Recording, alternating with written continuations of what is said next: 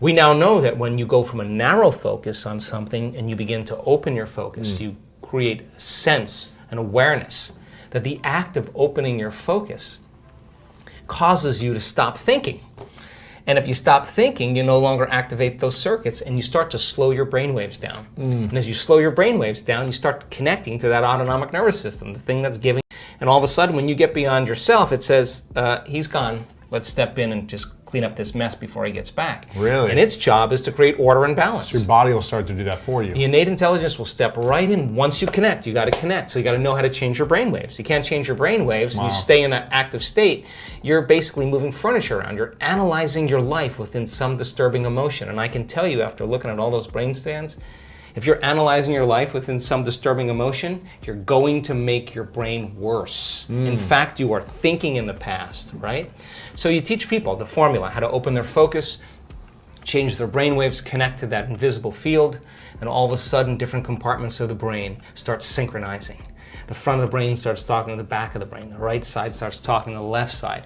And all of a sudden, what syncs in the brain links in the brain. And all of a sudden, you see this person starting to feel more like themselves. Just 10 minutes a day, 3 times a day with 120 people, trading resentment, frustration, fear for gratitude, appreciation, and thankfulness. Measuring their immune response. The chemical immunoglobulin A, your primary defense against bacteria and viruses, the best flu shot you'll ever get, lives innately within you. Turns out when you're frustrated, when you're impatient, when you're fearful, the immune system dials down because you're in emergency. It's that all your energy is going for some threat in your outer world. There's no energy in your inner world for growth and repair. But how do you turn that around? So then, as people begin to open their heart, can that chemical begin to elevate? 4 days, 50% change in the 120 people. Their IgA levels went up 50% in 4 days. Wow. That's your body's immune system is now upregulating genes that are making proteins and immunoglobulins and antibodies that you don't need a flu shot. In other words, your inner state is greater than your outer world. So then, just by doing that, we now know that your immune system is going to get stronger. By the same means, take 120 people or 50 people and measure 7,500 gene regulations. Okay? In 4 days, 2 genes that suppress cancer growth and tumors are activated and upregulated. The genes that stimulate stem cells to go to damaged tissues and repair them, upregulated. The gene for oxidative balance is upregulated. Anti-cancer, anti-aging, anti-heart disease, anti-stroke, anti-neurodegenerative, anti-inflammatory, antimicrobial. Just your body's naturally doing this. The gene for neurogenesis, the growth of new neurons in response to novel experiences and learning. This is 4 days. The gene switches on. The gene for more balance in the pituitary and the pancreas. The gene for the microtubules of the cells, the little fibers that respond to energy and frequency. Right. So in 4 days, we now know that you can change your genetic destiny if you just practice the inner work. We have research to show that 60 days of meditation, 5 days a week, will lengthen your life. The telomeres, the little shoestrings on the end of your DNA, get longer. That means your biological age is changing. So we have the evidence now to show people what's possible. We have brain scans that are so outside of normal that when neuroscientists see them, they're blown away because the amount of energy that's in the brain during this transcendental moment is hundreds of times outside of normal. Wow. I mean, you can't make your brain do that. Something is happening to you, and that person's having a transcendental moment. And we now know that we can predict it, and we now know that we can induce it. So then there's the evidence there. Then you take our community and you see people with stage 4 cancer, with Parkinson's disease, with myasthenia gravis, with lupus, with MS, with brain injuries, with rare genetic disorders, with vertigo, tinnitus, kidney failure, all kinds of health conditions come to a week-long event, and then at the end of that event, they make significant strides in getting beyond the emotions of the past. Now think about this. The science says that the environment signals the gene. That's epigenetics. The end product of an experience in the environment is an emotion. So as long as you're living by the same emotion every single day, you're signaling the same gene in the same way. And if that gene is related to a survival emotion, a stress hormone, then you're downregulating the gene and you're creating disease. So when the person trades that emotion and really breaks free from the chains of their past, and now they're feeling an elevated emotion, well, now they're dialing down the gene for MS, and they're upregulating the gene for health and balance. And so the person, well, you'll say to them, where's the disease? Well, I'm not the same person. I'm not this. And the side effect of that is a transformation in healing. So the funny thing about it is the person who has the healing is not talking about the healing. Whether it's blind people seeing, deaf people hearing, we have crazy evidence now. What they're talking about is how amazing they feel because they're refreshed. They got a new lease on life. Yeah. And so now we have evidence in our research, and that silences the critic to show that what's possible for people. And now we have evidence in testimony, that we have evidence where people will stand on the stage and say, hey, I broke my back in 3 places. I haven't been able to stand up straight. I came into this event hunched over. I couldn't lay down. And now this guy's jumping around on the stage. He's laying on his back. He's touching his toes. He's you can tell. I mean, he's having his moment. We changed somebody. Yeah. Someone with Parkinson's disease can't swallow, can't chew, can't blow her nose, can't stand up. One moment, the next thing you know, she's blowing her nose, chewing, swallowing.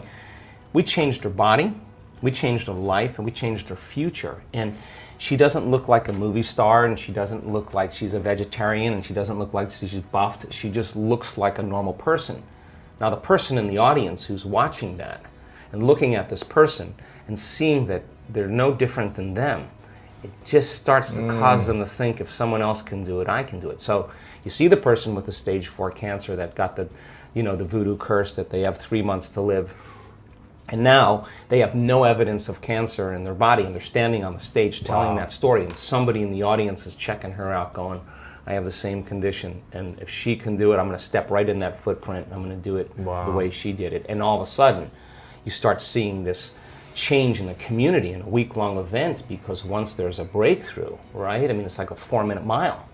It's in the field, you know? But it's not only in the field, you're seeing evidence in 3-dimensional reality, and evidence is the loudest voice right now. Yeah. And so people don't want to see talking heads. Anybody can see it on the internet. Information is readily available. What they want to see is evidence.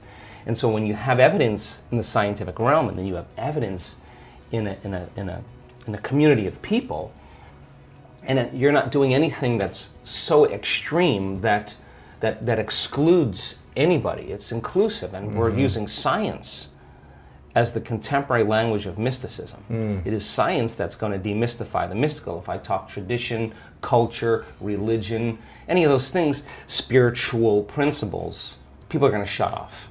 You're going to divide an audience.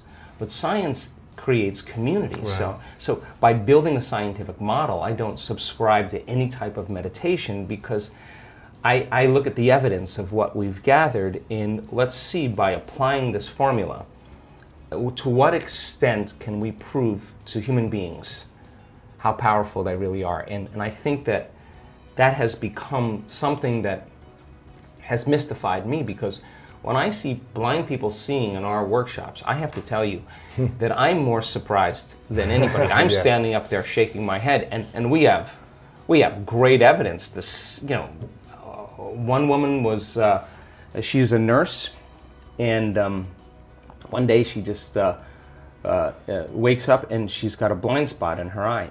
She can't see in the lower left-hand quadrant of both eyes, 6 o'clock to 9 o'clock. Wow. She's a nurse. She goes to see her colleagues. They do a scan, stroke on the optic nerve, and now she's legally blind. She can't drive her car. She runs her own company. She can't run her company. She can't type. She can't use the computer. She's compromised in a big way. Now with a stroke, you have 2 weeks really. That's the window. And if nerve cells are going to come back online, it's going to be those first 2 weeks. Wow. If they don't come back, the prognosis is live with it. Whether you have paralysis or whatever, that if a stroke causes brain damage in usually 2 to 3 weeks, you don't see much change. So they gave her the prognosis. You have to learn to accommodate and live with it. And so she wasn't satisfied with that answer, and she goes to one of her dear friends who's a physician, and the physician says, go check out the Dispenza guy. And she says, why don't you come with me? So they come to our event in Brighton in the UK was together. this within the 2 weeks, or was this later? Do you know? Oh, no, this is a year later. Wow. This is a year later. And so it's supposed to be irreversible at that point. And so she comes to the event, and she comes to the event for 2 reasons. To listen to this, to learn how to live with her handicap. That's the extent of what's possible and have in her more mind. peace and And then create a nonprofit to help people. Those were her 2 things. So somewhere in the middle of the event, it occurs to her that she could actually possibly heal her eyes. So she goes for it. She lays down after one of the meditations we lay down at the end, and all of a sudden, like in her head, she starts feeling this heat and this crackling sensation. Now, you have one of 2 options when something like this happens. You get scared. You get scared. It's the unknown. You contract, and your brain goes into high beta, and you disconnect. Something's wrong. I'm hurting something. Yeah, I'm having another stroke, whatever. Or you surrender and relax into it. Yeah, you go in. Yeah. And she let go, and she had the most incredible experience. She laid there for the longest time, opened her eyes, and she said it was like the lights came back on. She said, I could see completely. We sent her for a scan. The Monday morning after that week-long event, the scan that had the left lower quadrant on both eyes from 6 o'clock to 9 o'clock was black. The post-scan, there isn't one black spot anywhere on her eyes. Because she'd already done a scan a year prior. Yeah. She had the scan. So we'll give you the evidence, but that is not natural. Wow. That's not normal. But how do you explain that in conventional science? I mean, the truth is that we have incredibly powerful innate qualities for regeneration and healing once you hit that button.